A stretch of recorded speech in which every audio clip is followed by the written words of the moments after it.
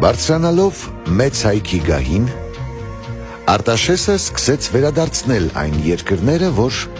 խլվել էին Հայաստանից։ Նա հնազանդեցրեց Կովկասյան ցեղերին, դուրս գալով Սև ծովի ափերը։ Ատրպատականից նա ետ խլեց Կասպիական ծովեզերքը,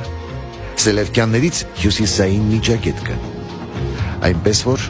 Մովսես խորենացու բառերով հասավ հայոց լեզվի սահմաններին և ամբողջ երկիրը միալեզու էր։ Արտաշեսը կոչվեց մեծ և աշխարհակալ, նա տևական խաղաղություն բերեց հայոց աշխարհին։ Մարդկանց համար արդար սահմաններ գծեց, ամրապնդելով դրանք սահմանակարերով, որոնց վրա արամեերեն գրված էր արքայական խոսքը։ Սակայն անհավասար պատերազմը ընթանում էր հայոց հողում և հայերը ստիպված էին գնալ տարածքային զիջումների։ Իսկ որպես պատանդ պարթևներին հանձնեցին արքայազան Տիգրանին։ Ամբողջ 15 տարի Տիգրանը պատանդ մնաց պարթևների մոտ և արարեց իր կյանքի մեծ ծրագիրը, որ պիտի իրագործվեր, երբ հասներ պահը վերադարձի։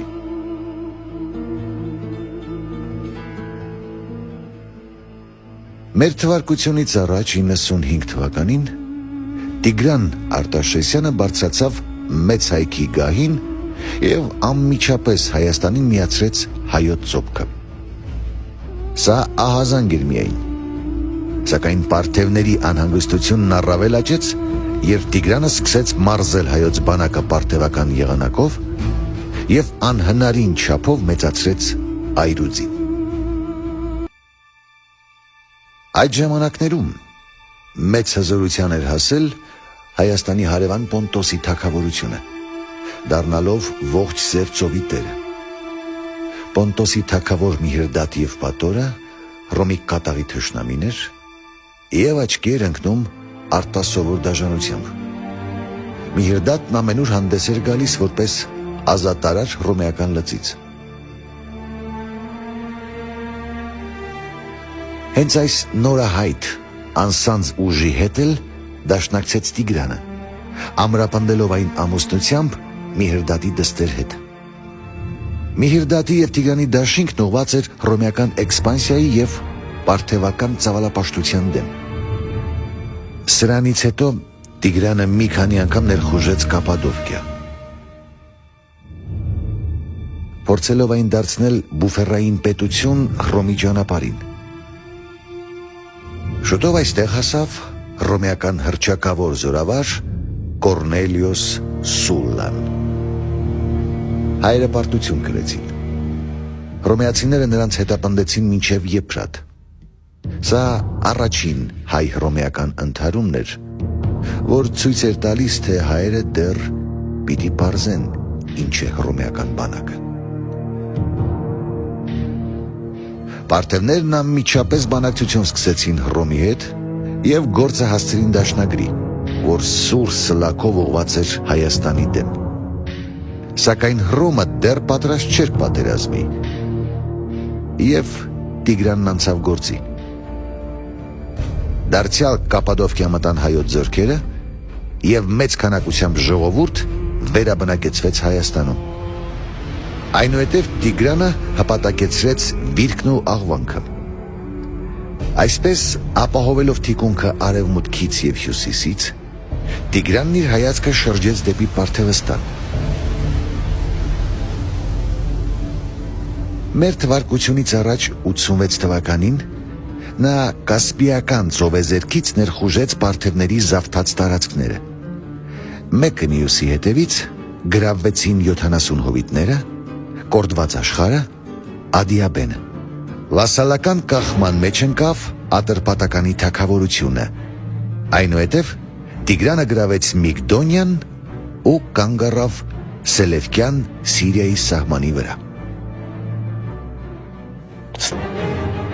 Իսկապես զարմանալին հետագա դեպքերն էին, երբ շեշտակի ներխուժմամբ հայոց բանակը հասավ Եկբատան ու շրջապատեց մայրաքաղաքը։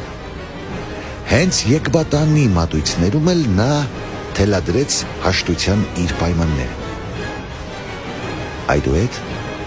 երկար ժամանակներ Պարթևաստանը պիտի բավարարվեր երկրորդական պետության կարգավիճակով։ Պարթևաց թագավորը հրաժարվում էր արքայից արքա տիտղոսից հօգուտ Տիգրանի։ Անտիոքն ու Արտաշատը տերության հակառակ ծայրերում էին։ Ուստի դժվար էր կառավարել վիթխարի երկիրը։ Տիգրանն աղձնիքում հիմնադրեց նոր մայրաքաղաք, որը կենտրոնական դիրք էր գրավում կայսրության մեջ։ Հետո նա գրավեց Դաշտեին Կիլիկիան և 12 քաղաք դատարկեց, բնակեցնելով նոր մայրաքաղաքը։ Մեր թվարկությունից առաջ 69 թվականին, երբ հերթական պատերազմում պարտված մի հրդատ նապաստանեց Հայաստանում, Ասիայի պրոկոնսուլ Լուկուլոսը ավելորդ համարեց սպասել սենատի համաձայնությանը և առանց պատերազմ հայտարարելու ներխուժեց Հայաստան։ Ճանապարհին մի փոքրիկ հայկական բերդ կար, և երբ զորավարները ցանկացան գրավել այն, Լուկուլոսը սուրը մեկնեց դեպի Տավրոսի լեռնաշղթան ու գոռաց. «Ահա այն բերդը, որ մենք պիտի գրավենք»։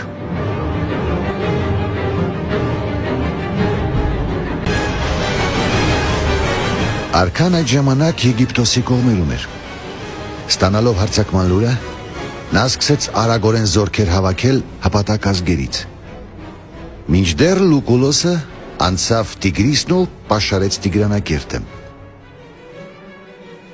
Լուկուլոսին ոգեշնչում էր հայերի փոքր թիվը մայրաքաղաքի բնակչության մեջ։ Հայոց բանակը մոտեցավ Տիգրանակերտին։ Սկզբնապես Լուկուլոսը հարձակվեց մարդերից ու վրացիներից հավաքված թեթևազենների վրա, որոնք փախան ու լցվելով հայոց հետևակի մեջ խառնեցին մարտաշարքը։ Այրուձին հնարավորություն չունեցավ դուրս գալ բաց դաշտ։ Խուճապ առաջացավ ու սկսվեց միակողմանի կոտորածը։ Պարտությունն ակնհայտ էր և հայոց բանակը հեռացավ մարտադաշտից։ Անմիջապես մայրաքաղաքի վարձկանները բացեցին դարպասները Լուկուլոսի առջև։ Քաղաքը կողոպտվեց ու ավիրվեց։ Այս պարտության տպավորությունը ցնցող էր։ Վասալ պետություններն անմիջապես անջատվեցին և հայ ժողովուրդը մնաց մենակ։